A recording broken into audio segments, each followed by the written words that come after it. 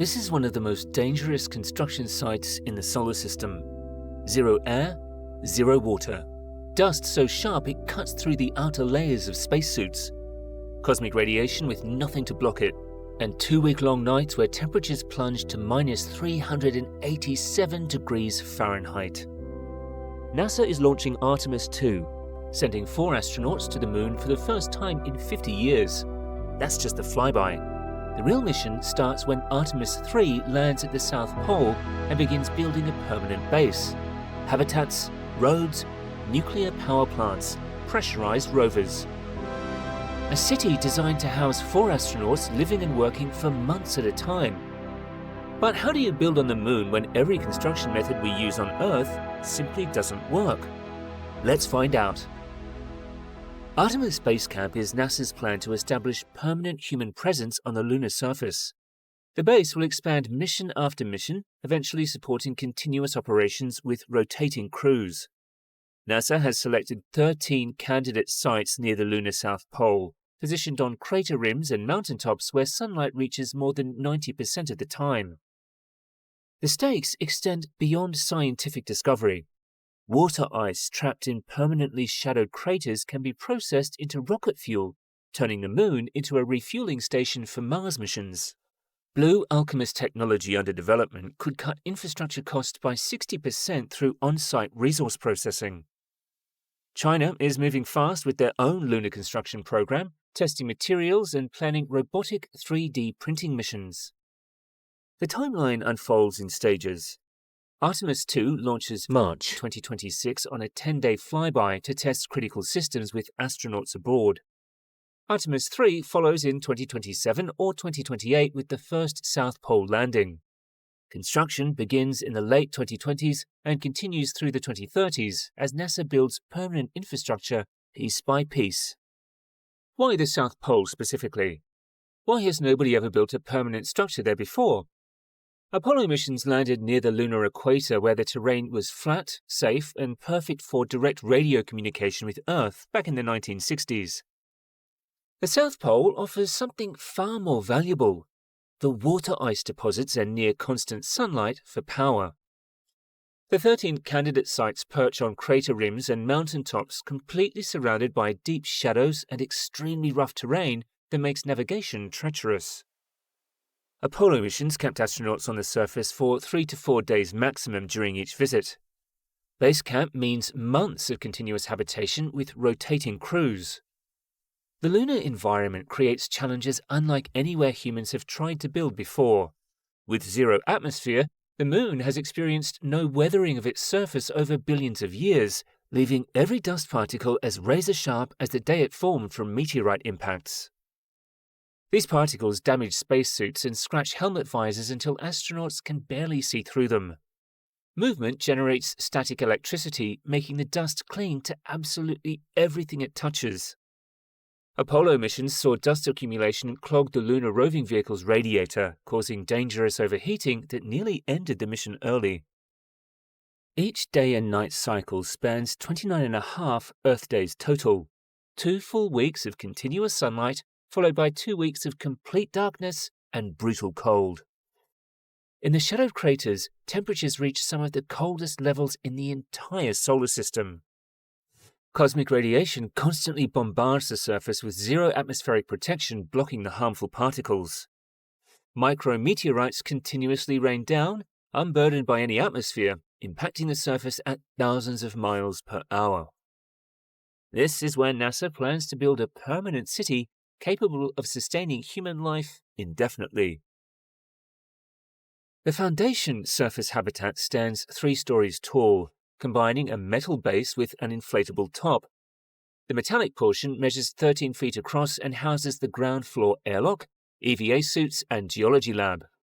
Once inflated to 21 feet in diameter, Level 2 provides hygiene facilities, exercise equipment, and a biology lab. Level 3 contains beds, a medical station, kitchen, and a human research lab. For long-term protection against radiation and micrometeorites, the habitat gets wrapped in shells made from lunar bricks. Making those bricks means heating lunar soil to over 2,500 degrees Fahrenheit until it fuses together. Japan and China have been testing different approaches to find which heating methods produce the strongest blocks. But the habitat is just the beginning. Astronauts need to explore. Japan and Toyota developed the Lunar Cruiser, a pressurized rover that can carry 2 astronauts on 30-day expeditions using hydrogen fuel cells. The key advantage? Astronauts can move from habitat to rover to building without putting on spacesuits, extending how long they can work outside. For local tasks around the base, unpressurized rovers handle shorter trips. All of this creates another problem. You can't drive on lunar dust. It kicks up with every movement, clogs equipment, and offers zero traction. During the Apollo 12 mission, the lunar module landed 590 feet away from the Surveyor 3 probe, and the dust kicked up during landing completely sandblasted it from nearly 2 football fields away. For Artemis, NASA needs actual roads. Short-term solutions exist. Rhino snot, a military dust suppressant originally developed for helicopter landing pads in Afghanistan, can temporarily bind the surface. But sustainable infrastructure requires something permanent. NASA is testing 2 approaches, using Fresnel lenses to focus sunlight onto the regolith, melting it into glass, or using industrial lasers to do the same thing. According to paver estimates, creating 1,076 square feet of melted surface takes 115 days.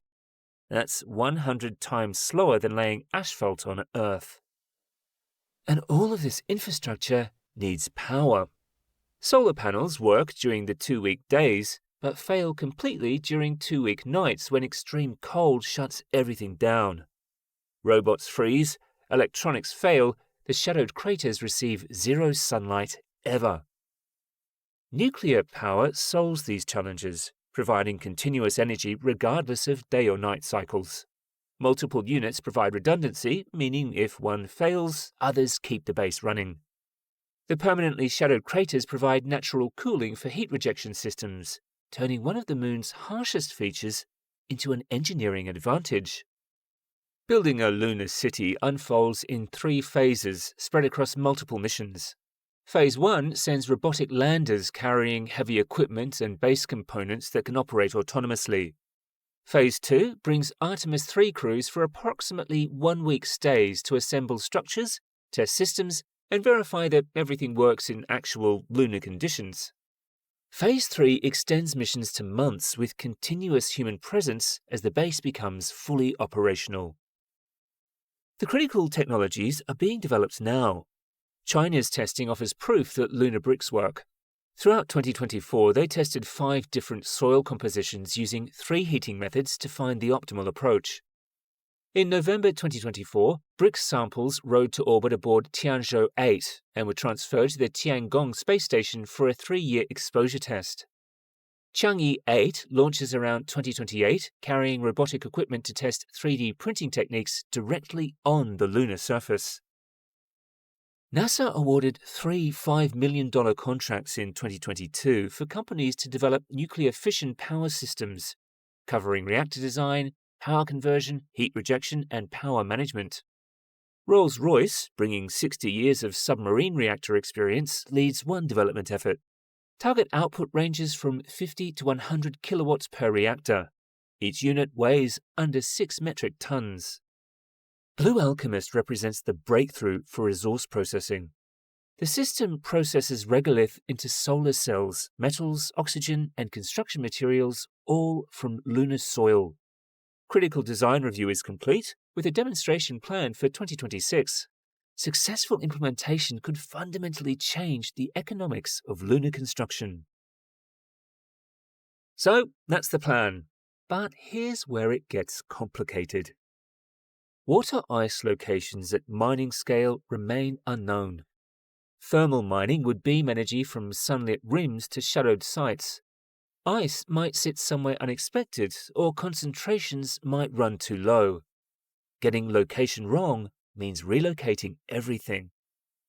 Road construction timelines mean months for even modest infrastructure.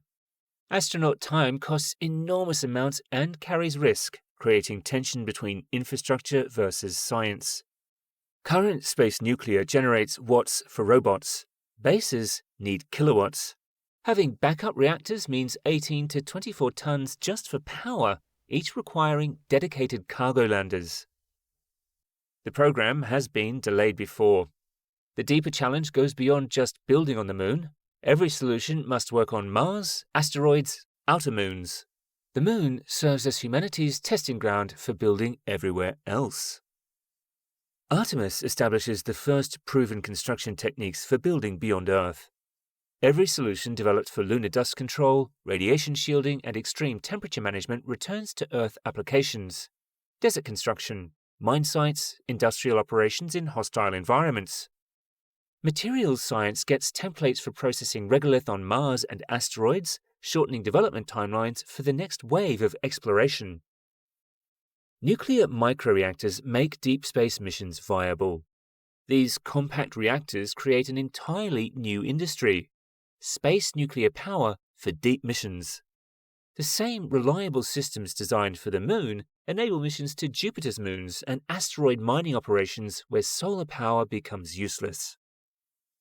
For the aerospace industry, this creates new markets. Boeing, SpaceX, Lockheed Martin, and dozens of contractors shift from building one-off scientific missions to manufacturing infrastructure for permanent bases. The career path changes for astronauts too. You're no longer a visitor doing experiments for a week.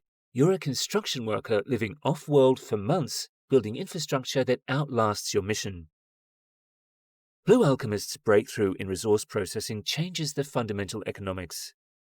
If you can process lunar resources into solar cells, oxygen, and construction materials, Mars becomes affordable for the first time. The Moon sits 3 days away compared to 6 months for Mars, making it the essential testing ground where failures cost time instead of lives. International relations shift.